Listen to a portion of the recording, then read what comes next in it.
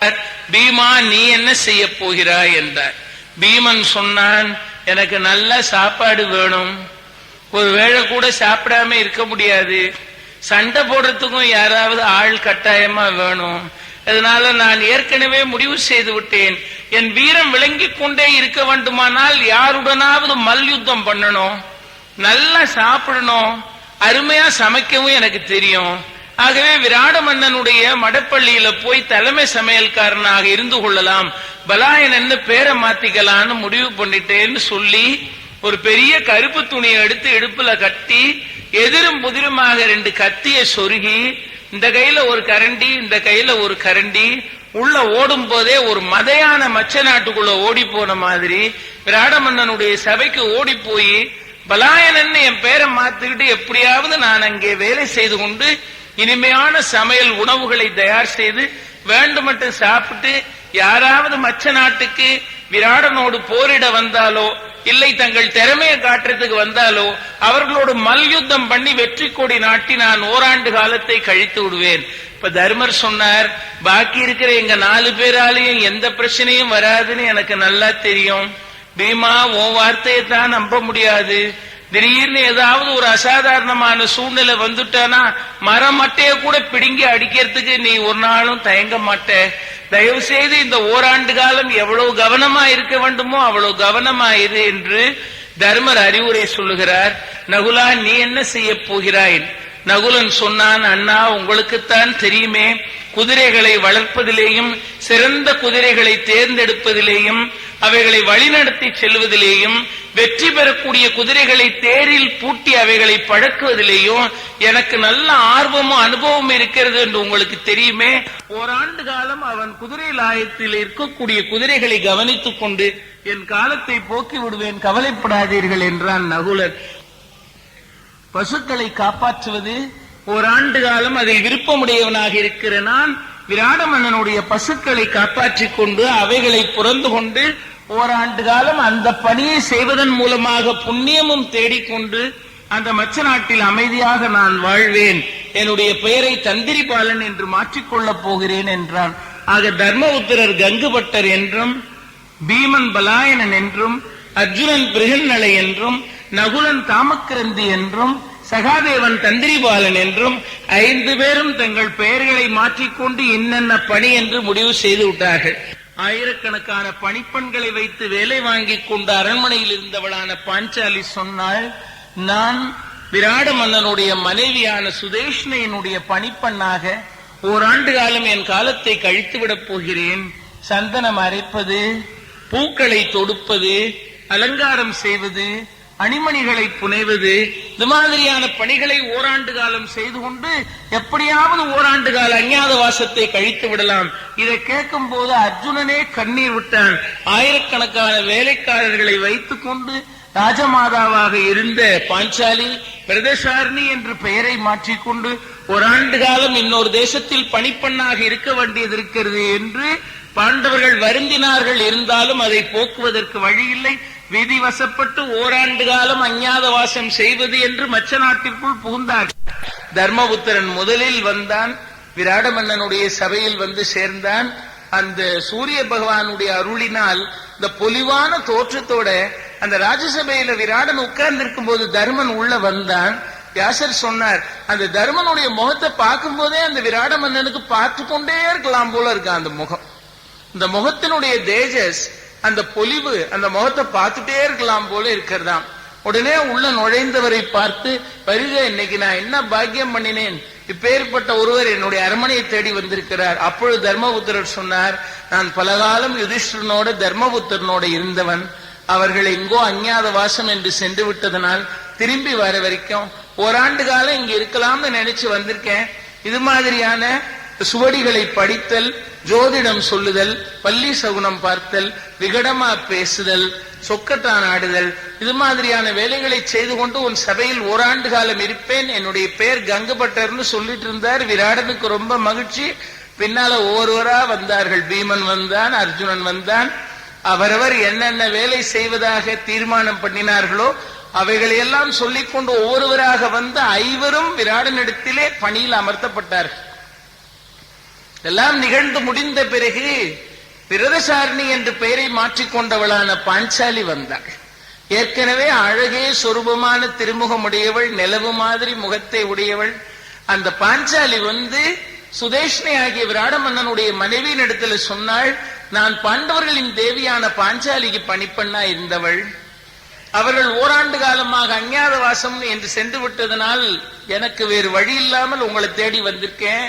இது மாதிரியான அலங்கார வேலைகள், ஒப்பனை, சந்தனம் அரைத்தல் இதையெல்லாம் செய்வேன்.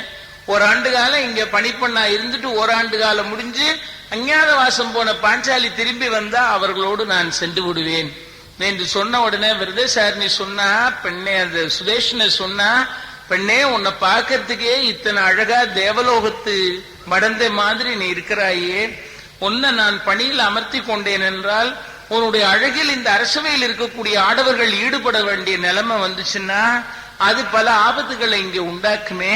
உன்ன மாதிரி அழகான பொண்ணை வேலைக்கு வைக்கிறது இல்லைன்னா, அழகான பொண்ணை வேலைக்கு வைக்கிறது இல்ல, நீ ஒரு ராஜமாதாவுக்கு உண்டான அங்க லட்சணங்களோடு இருக்கிறாயே, உன்னை எப்படி நான் பணிப்பெண்ணா வைப்பது? அப்பொழுது பாஞ்சாலி சொன்னா, மா, நீங்க அதுக்கெல்லாம் கவலைப்பட வேண்டியதில்லை. நான் வந்து எனக்கு 5 கந்தர்வர்கள் காவலா இருக்காங்க. அனாவசியமாக என் அழகில் யாராவது ஈடுபடுவதாக இருந்தால் 5 கந்தர்வர்கள் எனக்கு காவலா இருக்காங்க. ஒன்னும் பண்ண மாட்டாங்க, நேரம் வந்து உலக்கையால அடிச்சு போட்டுருவாங்க. அதனால அது மாதிரி ஆபத்து வரும் என்று நீங்கள் கவலைப்பட வேண்டியதில்லை. ஆனா ஒண்ணு, உங்கள்ட்ட பணிக்கு சேர்றதுக்கு முன்னால ஒரே ஒரு நிபந்தனையை மட்டும் சொல்லிக்கிறேன், எந்த காரணம் கொண்டும் ஆடவர்களுக்கு எந்த வேலையும் செய்ய மாட்டேன், பெண்களுக்கு மட்டும்தான் பணி செய்வேன் என்று.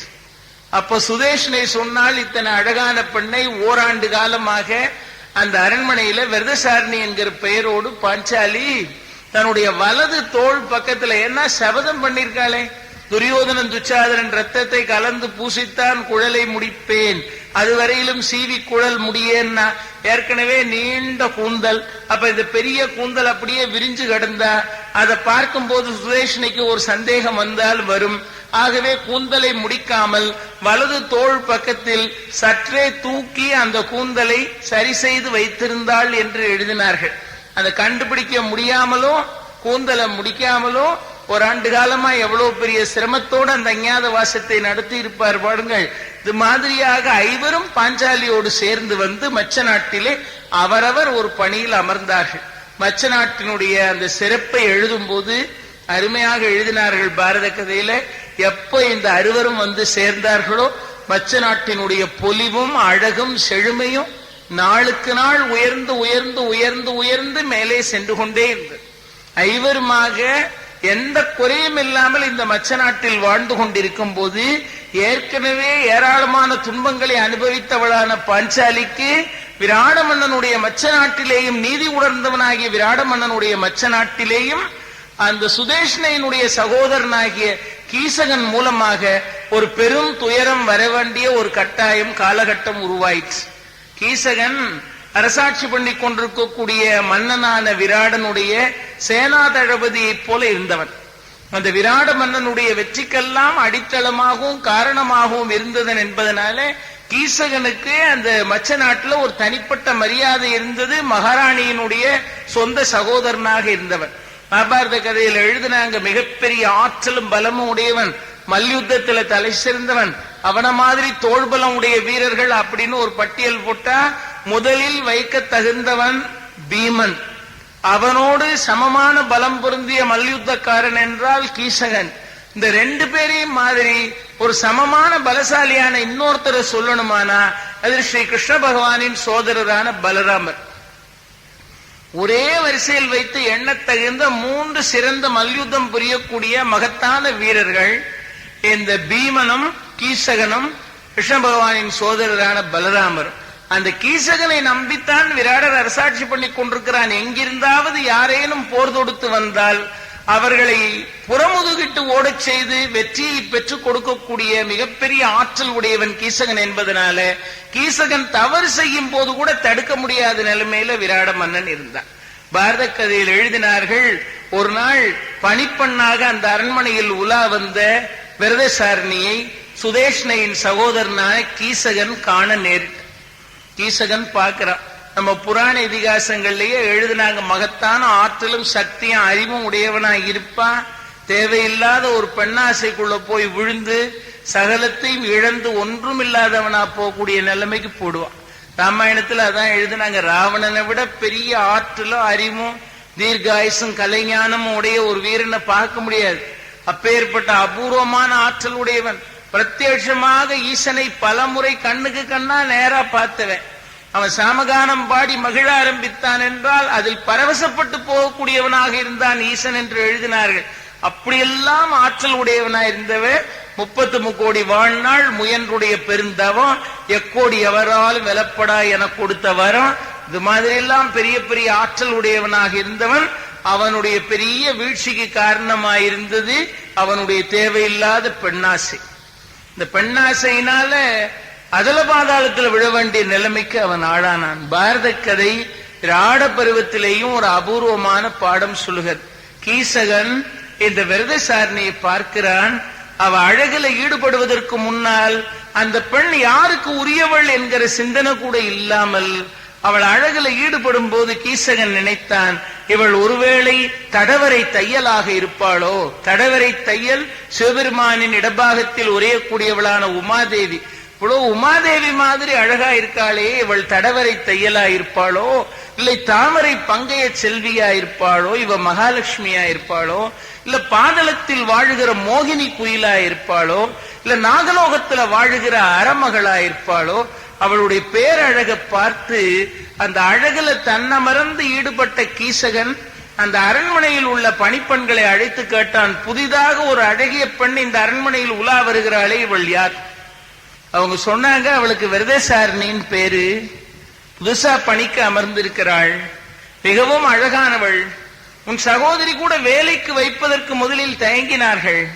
அந்த பொண்ணுக்கு 5 கந்தர்வர்கள் காவலா இருக்காங்களாம். அவ அழகுல யாராவது அனாவசியமா ஈடுபட்டா அவ்வளவுதான், அவர்களை அழித்து விடுவார்கள் என்று அந்த பெண் சொல்லி இருக்கிறாள் என்று அந்த பணிப்பெண்கள் சொன்னார்கள். கீசகன் சொன்னான், என் பலத்திற்கு எதிர்த்து நிற்கக்கூடியவர்கள் யார் என்று அவளுடைய அழகுல பேரழகுல ஈடுபட்டவனாக சுதேஷ்ணையான தன் சகோதரியின் இடத்துல போய் சொல்லுகிறான், இவ்வளவு அழகான ஒரு பெண்ணை நான் இதுவரையிலும் பார்த்ததில்லை. சுதேஷ்ணை சொன்னா, கீசகா வீணா தேவையில்லாத அழிவுல போய் மாட்டிக்காதே, அந்த பொண்ணை கந்தர்வர்கள் காவல் காத்து கொண்டிருக்கிறார்கள். ஓராண்டு காலம் தான் இந்த அரண்மனையில் அவள் பணிப்பெண்ணாக இருப்பாள். இந்த பணிக்கு வரும்போதே ஆடவர்களுக்கு நான் வேலை செய்வதில்லை என்று சொல்லி இருக்கிறாள். அவள் அழகில் நீ ஈடுபட்டால் அழிந்து போவாய்ன்னு சுதேஷ்னை முதல்ல ஒழுங்காத்தான் சொன்னா. ஆனா இந்த சாம்ராஜ்யமே இந்த கீசகனை நம்பித்தான் இருக்கிறது என்பதனால் தன் சோதரனுடைய விருப்பத்தை புரிந்து கொண்ட சுதேஷ்னை ஒரு காலகட்டத்தில் இந்த வைராகிய சித்தத்தை மாற்ற வேண்டிய கட்டாயத்துக்கு வந்தான். பாஞ்சாலியை அழைத்து கீசகன் சொல்லுகிறான், அவள் இல்லாமல் என்னால் வாழ முடியாது, என் அனைத்து செல்வங்களையும் அவளுடைய திருவடியில் கொட்டிவிட்டு என்னுடைய மனைவிமாரையெல்லாம் அவளுக்கு பணிப்பெண்களாக மாற்றிவிட்டு நான் அந்த விரதசாரணியை மணந்து கொள்ளலாம் என்று இருக்கிறேன் என்கிறான் கீசகன். அதை கேட்ட உடனே சுதேஷ்ணைக்கு தம்பியை தடுத்து நிறுத்துவதற்கு வழி இல்லை, உண்ணாமல் உறங்காமல் விழுந்து கிடக்கிறான். வேற வழி இல்லாம சுதேஷ்ணை விரதசாரனை அழைத்து சொன்னா, பெண்ணே, என் சகோதரனுடைய இல்லத்துல தேவையான மதுபானங்கள் வேண்டிய பண்டங்கள் எல்லாம் தயார் நிலையில் இருக்கிறது, நம்ம அரண்மனைக்கு தேவையானவற்றை பாத்திரங்களை கொண்டு சென்று நீ எடுத்துக்கொண்டு வந்து விடு என்றார். பாஞ்சாலி கேட்ட, அம்மா, நான் இந்த பணிக்கு வரும்போதே ஆடவர்களுக்கு பணி செய்வதில்லை என்று சொல்லியிருக்கிறேன், அதற்கு மேல அந்த கீசகன் என் அழகின் மேல் ஒரு கண் வைத்திருக்கிறான் என்பதை நீங்கள் நன்றாக அறிவீர்கள். ஒரு பெண்ணுக்கு இது மாதிரியான துன்பம் வருகிற போது அதை காப்பாற்ற வேண்டிய கடமையும் பொறுப்பும் அந்த நாட்டை அரசாட்சி பண்ணக்கூடிய மன்னன் மனைவிக்கு நிச்சயமா இருக்கு. அதுக்கு மேல ஒரு பெண் என்பதனால் என்னுடைய மனசை நீங்க இன்னும் நல்லா புரிஞ்சிருக்கணும். இது அத்தனையும் மீறி என் மேல் காதல் வயப்பட்டிருக்கிறவனாகிய கீசகனிடத்தில் கொண்டு போய் இந்த பாத்திரத்தை மதுபானத்தினால் நிறைத்து வாங்கி கொண்டு வரும்படியாக எனக்கு நீங்கள் ஆணையிட்டால் இதன் உள்ளர்த்தம் என்ன, நான் போக மாட்டேன் என்றாள் விரதசாரணி. அதை கேட்ட சுதேஷ்ண சொன்னா, நீ என்னைக்கு பணிப்பெண்ணா வந்து என்னுடைய அரண்மனையில் சேர்ந்து விட்டாயோ அன்று நான் என்ன பணி சொன்னாலும் நீ செய்துதான் தீர வேண்டும் என்றாள். நீ கட்டாயம் செய்துதான் தீரணும்னா வேற வழி இல்லாம பாஞ்சாலி வருத்தத்தோட இந்த பான பாத்திரத்தை தூக்கிட்டு கீசகனுடைய அரண்மனைக்கு போனாள். கீசகன் நினைத்தான், மனம் மாறி விரதசாரணி தன்னை தேடி வந்திருக்கிறாள் என்று. வந்தனள் என்னுடைய மாதவ பயன், வந்தனள் என்னுடைய வாழ்வுடை மங்கை, என்னை தேடி மனசு மாறி வந்திருக்கான்னு நினைத்து கொண்டானவன். இந்த பான பாத்திரத்துல மதுவை வாங்கி கொண்டு உன் சகோதரி வர சொன்னாள் என்றாள். அதை கேட்ட உடனே அவன் சொன்னா, இந்த அரண்மனையில இது மாதிரி வேலை செய்யறதுக்கு ஏராளமான பணிப்பெண்கள் இருக்கிறார்கள். இனிமேல் நீ பணிப்பெண் அல்ல, என் மனைவிமாரை கூட உனக்கு அடிமை சேவகம் செய்யும்படியாக நான் சொல்லிவிட்டேன். நீ இந்த அரண்மனையில் இரு, வேறு பணியாட்கள் யாராவது கொண்டு செல்வார்கள் பண்டத்தையும் பானபாத்திரத்தையும் என்று சொல்லிவிட்டு கீசகன் எழுந்து வந்து எதிர்பாராத நேரத்தில் பாஞ்சாலியின் கரங்களை பற்றினான். இந்த கரங்களை பற்றினோன்னு பாஞ்சாலி நினைச்சா, அன்னைக்கு ஒரு துச்சாதன ஆட தலைப்பை பிடிச்சா, இன்னைக்கு ஒரு கீசகன் அவளுடைய கரங்களை பற்றினான். இந்த கரங்களை பற்றிய மாத்திரத்தில் பிடித்திருந்த பான பாத்திரத்தை தூக்கி வீசி விட்டு பாஞ்சாலி வேக வேகமாக விராடனுடைய சபையை நோக்கி ஓடி வந்தாள். விராடனுடைய சபையை தேடி ஓடி வரும்போது தன் கைப்பிடியை தட்டி கொண்டு ஓடி வருகிறாள் என்று பின்னால் வேகமாக விரட்டி கொண்டு வந்த கீசகன் தன் காலால உதைச்சா பாஞ்சாலி. இந்த காலால பாஞ்சாலியை உதைக்க அவள் கீழே விழுந்து நெற்றியில் அடிபட்டு ரத்தம் வழிந்து கொண்டிருக்கிறது.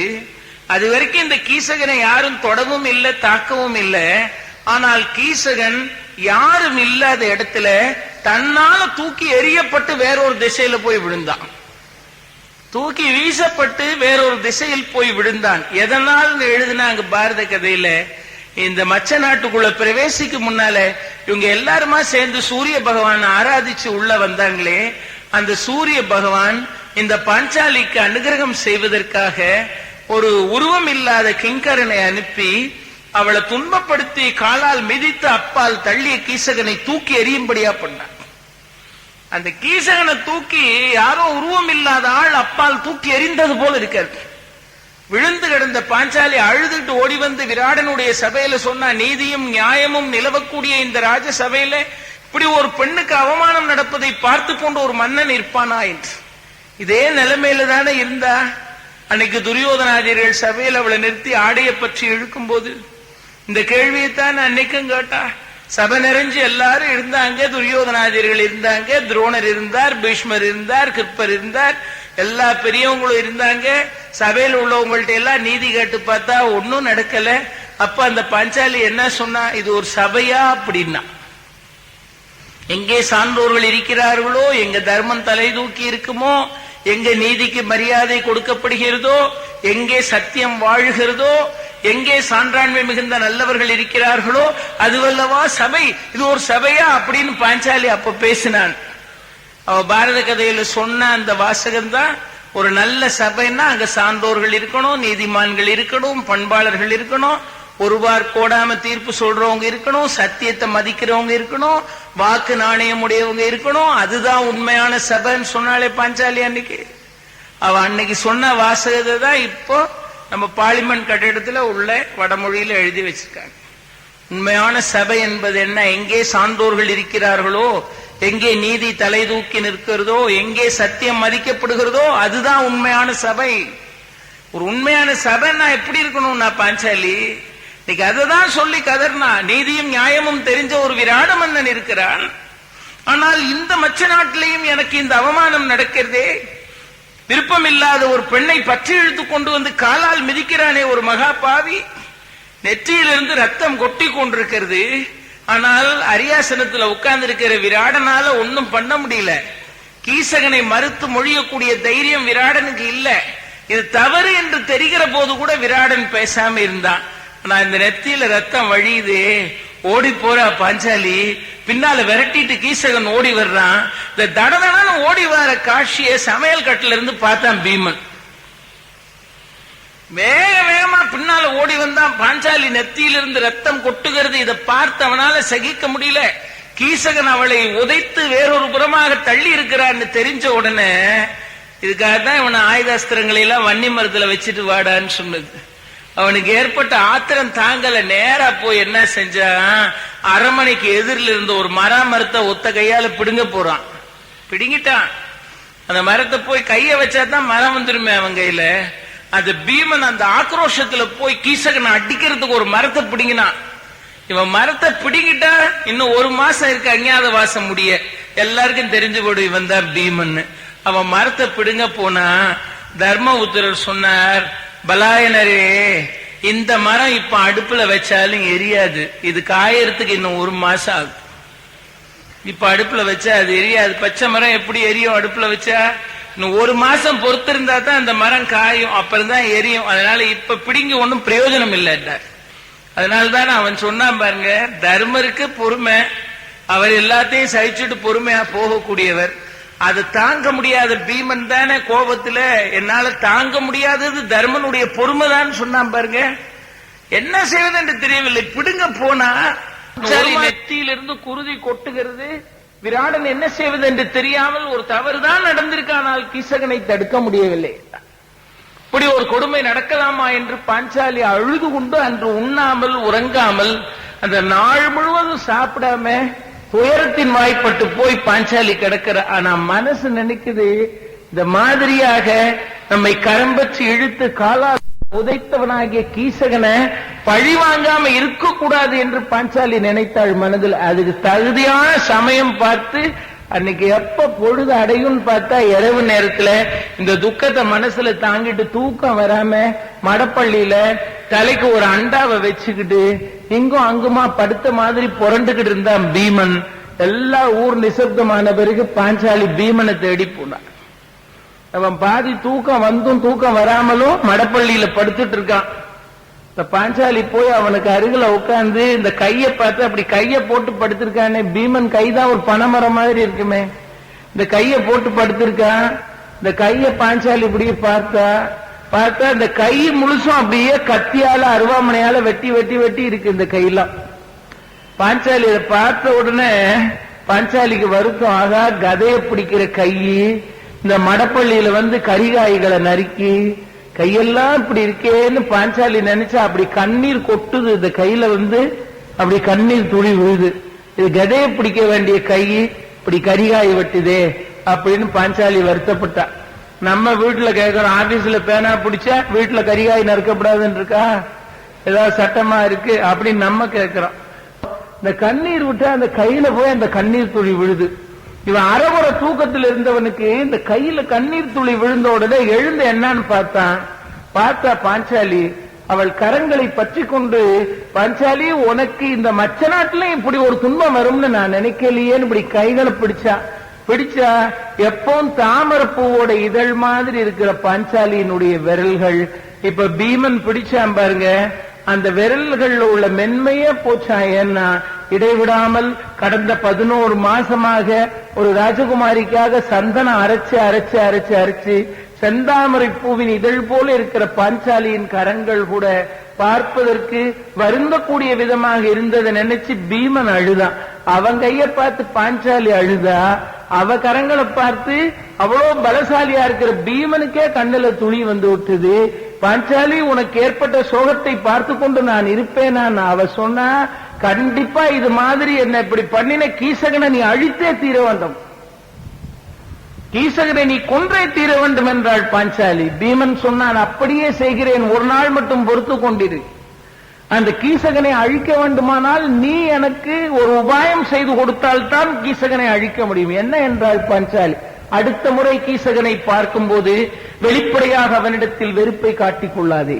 கீசகனை பார்த்து சொல், நான் 4 மனிதர்களுக்கு பயந்து நடக்கக்கூடியவள், 5 கந்தர்வர்கள் எனக்கு காவலாக இருக்கிறவர்கள், நான் மானத்துக்கு அஞ்சிய பெண், 4 பேர் இருக்கிற இடத்தில் என்னிடத்தில் பேச முயற்சி செய்யாதே. கீசகா, என்னிடத்தில் பேச வேண்டும் என்று நீ விரும்பினால் ஆள் அரவமெல்லாம் அடங்கிய பிறகு இரவு நேரத்தில் நம் ஊருக்கு வெளியே இருக்கிறது பார், மன்னன் கட்டி வைத்திருக்கிற நடன மண்டபம், பகலில் தான் அங்கே நடன மாதர்கள் நடனம் படுகிறார்கள், இரவில் அந்த நடன மண்டபம் ஆள் இல்லாமல் தான் இருக்கும். ஆள் இல்லாத நிசப்தமான நேரத்தில் அந்த நடன மண்டபத்திற்கு நீ வந்தால் அங்கே சந்தித்து பேசலாம் என்று சொல். பாஞ்சாலி சொன்னா, இப்படிப்பட்ட ஒரு பழுதான வார்த்தையை கூட அந்த கீசகனிடத்தில் பேச வேண்டிய ஒரு கெட்ட நேரம் எனக்கு இருக்கேன், நான் வேற வழி இல்ல, முள்ளால தான் எடுக்க வேண்டும், வைரத்தை வைரத்தால தான் இருக்கணும், வேற வழி இல்லை. அவனை வீழ்த்த வேண்டுமானால் நீ பேசி அவனை நடன மண்டபத்திற்கு அழைத்துக் கொண்டு வந்தால் தான் முடியும் என்றான். வேற வழி இல்லாம பாஞ்சாலி அடுத்த நாள் கீசகனை சந்திக்கிற நேரம் வரும்போது கீசகன் சொன்னான், பெண்ணே, ஏதோ அறியாம ஆத்திரத்துல உன்னை காலால் உதைத்து தள்ளிவிட்டேன். ஆனால் உன்மேல் உள்ள அந்த உண்மையான காதலும் அன்பும் எனக்கு கொஞ்சமும் குறையவில்லை என்றான். அவ சொன்னா, நீ இது மாதிரி 4 பேர் இருக்கிற இடத்துல என்கிட்ட பேசாத. இரவு நேரத்துல ஆள் இல்லாத நேரம் ஊருக்கு வெளியே இருக்கிற நடன மண்டபத்தில் இரவில் சந்திக்கலாம் தான். இத கேட்ட உடனே கீசகனுக்கு வாழ்க்கையில வசந்தம் வீசின மாதிரி ஆயிடுச்சு. இப்ப நினைச்சா இது மாதிரி ஒரு வாய்ப்பு நமக்கு கிடைக்கும்னு நினைக்கவே இல்லையே. ஆள் இல்லாத இடத்தில் நாம் பல பேர் இருக்கிற இடத்தில் பாஞ்சாலியின் இடத்தில் பேசினதுதான தவறு என்று அவள் கருதுகிறாள். இந்த விரதசாரணி இரவு நேரத்தில் சந்திக்கலாம் என்று பகல் முழுசும் இரவில் அவளை சந்திப்பதற்காக பகல் முழுவதும் தன் மனதில் இருந்த பரபரப்பை அடக்கிக் கொண்டு விதவிதமா தன்னை அலங்காரம் பண்ணிட்டான். எப்ப அந்த இரவு நேரம் வரும், எல்லா கதையும் முடிஞ்ச பிறகு முடிஞ்சு போனவனுக்கு மத்தவங்க அலங்காரம் பண்ணுவாங்க. இவன் முடிஞ்சு போறதுக்கு முன்னால அவனே அவனுக்கு வேண்டிய எல்லா அலங்காரத்தையும் பண்ணிட்டான். அதான் பீமன் சொன்னா, இந்த பாஞ்சாலி வந்து பீமன் கிட்ட சொல்லும் போது பாஞ்சாலி சொன்னா, நீயாவது அடிக்க முடியாத நிலைமையில இருந்த ஒரு மரத்தையாவது போய் பிடுங்கிட்டு இந்த கீசகனை என்ன பண்றேன் பார் அப்படின்னு சொல்ற பாவனைக்கு அந்த மரத்தவாவது போய் பிடுங்க போகும்போது என் மனசுல பரவாயில்ல, நமக்கு கஷ்டம் வந்தா நம்ம கணவன்மார் காப்பாத்துவாங்கன்னு என் மனசு நினைச்சது. ஆனா இந்த தர்மபுத்திரர் அப்பவும் பொறுமையா இருக்கிறாரு. அப்பவும் பொறுமைதான் உலகத்துல பெரிய அணிகலன்னு இந்த தர்மர் இருக்காரு. எனக்கு அதை நினைச்சாதான் ஒன்னும் புரியலன்னா பாஞ்சாலி. அதுக்கு பீமன் சொன்னா, பொறுமைதான் உலகத்துல சிறந்த அணிகலன். அதுதான் தர்மருடைய கொள்கை. பொறுமைதான் உலகத்திலேயே சிறந்த அணிகலன். எந்த காரணத்தை கொண்டும் பொறுமையினுடைய எல்லையை மீறக்கூடாது. அதனாலதான் இந்த பீமன் சொல்றான் பாஞ்சாலியை பார்த்து, தர்மருக்கு ஒரு கொள்கை இருக்கு. அது என்ன தெரியுமா? எந்த காலத்திலையும் எந்த சூழ்நிலையிலையும் பொறுமையா இருக்கிறது. உலகத்திலேயே பெரிய அணிகலன் என்ன அப்படின்னு தர்மர்கிட்ட கேட்டா பொறுமைதான் அப்படின்னு சொல்லுவார். அது அவர் கொள்கை. பீமன் சொல்றான், அதனால நீ தர்மர் மேல வருத்தப்படாது. ஏன் கொள்கை என்ன தெரியுமா? எவனாவது அநீதி பண்ணான்னா அவன் தலைய துணிக்கிறது. அதான் ஏன் கொள்கை. அது எனக்கு பேர் அணின்னா. பொறுமையா இருக்கிறது தர்மருக்கு அணி. இது மாதிரி அநியாயம் பண்றவனுடைய முடித்தலை நெரிப்பது எனக்கு பேர் அணிகலம்னா. எல்லா அணிகலனையும் விட தலை சிறந்த அணிகலம் எனக்கு. அதனால தர்மர் கொள்கை அவருக்கு, ஏன் கொள்கை எனக்கு. நீ கவலைப்படாத, அவர் பொறுமையா தான் இருக்க சொல்வாரு. நான் கீசகனை என்ன பண்றேன் பாருனா. அதை கேட்ட பிறகுதான் இந்த அஞ்ஞாத வாசத்துல பீமன் சொன்ன இந்த வாக்குறுதியை கேட்டு பாஞ்சாலி சிரிச்சாளாம். எப்படியாவது பீமன் சொன்னதை செய்வான் என்று. நடனசாலைக்கு வா என்று கீசகனிடத்தில் சொல்ல, அவன் பகல் முழுசும் அலங்காரம் பண்ணிக்கிட்டு இரவு எப்ப வரும்னு பார்த்து அந்த நடனசாலையை தேடி போறதுக்கு முன்னால பீமன் புறப்பட்டான். வழக்கமா உடுத்துகிற ஆடைகளை நீத்து பாஞ்சாலி கிட்ட இருந்து அழகா ஒரு புடவைய வாங்கி அந்த புடவைய கட்டிக்கிட்டு நடனசாலையில போய் கீசகனை சந்திக்கிறதுக்காக பாஞ்சாலி அழைச்சுக்கிட்டு போய் அந்த இரவு நேரத்துல அவளை ஒரு தூணுக்கு பின்னால ஒழிஞ்சு நிக்க சொல்லிட்டு என்ன நடக்குதுன்னு பாரு அப்படின்னு இவன் புடவைய கட்டிக்கிட்டு போனான். அங்க கீசகன் காத்து இருந்தா எப்போ விரதசாரணி வருவான்னு காத்து இருந்தா. இந்த கால் நடந்து போற சத்தம் கேக்கு. இந்த பீமன் காலடி எடுத்து வச்சான்னா யானை நடந்து போன மாதிரி இருக்கும். இன்னைக்கு அப்படி நடந்து போனா கண்டுபிடிச்சிருவான்னு அந்த பாதத்தையே மொள்ள பூமியில பதிச்சு அசைஞ்சு அசைஞ்சு பீமன் போய் அங்க இருந்த ஒரு நீளமான ஒரு ஆசனத்துல போய் பாதி சாஞ்சும் சாயாமலும் பீமன் இருக்கிறான். கீசகன் பார்த்தா விரதசாரணி வந்துட்டான்னு நினைச்சு அவ மனசுல இருந்த எண்ணங்களை எல்லாம் வார்த்தையா கொட்டிட்டான். அவன் சொன்னா, விரதசாரணி கிஞ்சுகம் மலர்ந்ததன்னா, அழகான பலாச மரத்தினுடைய மலர் மாதிரி உனக்கு அருமையான அந்த திருவாயை திறந்து பவழம் போன்ற உன்னுடைய திருவாயினால கிள்ளை மாதிரி கிழி மாதிரி இனிய மொழிகளை பேசுவாய் என்று இவ்வளவு நேரமாக நான் காத்திருக்கிறேன். பீமன் பார்த்தான், பலாசம் பூ மாதிரியா என் வாய் இருக்கு, நான் வாயை திறந்து பேசினா கிளி மாதிரியா இருக்கும், உன்னை என்ன பண்றேன் பாரு அப்படின்னு இவன் பீமன் சத்தம் கேட்காம அரவம் இல்லாம உட்கார்ந்துருக்கான். மொள்ள மொள்ள கீசகன் அருகில நெருங்கி வந்தான். இவன் சொன்ன, நீ கொடியைப் போல இளந்தளிர்மேனியை உடையவளாக இருக்கிற உன்னை வருகனே அருகுர மதுர வாசகம் தருகன்னா, என் இரு செவி குளிரும்படியாக இனிய வாசகம் தருக, தளிர் மாதிரி இருக்கிற உன்னுடைய திருமேனியை என்று தழுவேன் என்று நான் காத்திருந்தேன். விரதசாரணி நீ வந்தாய்னா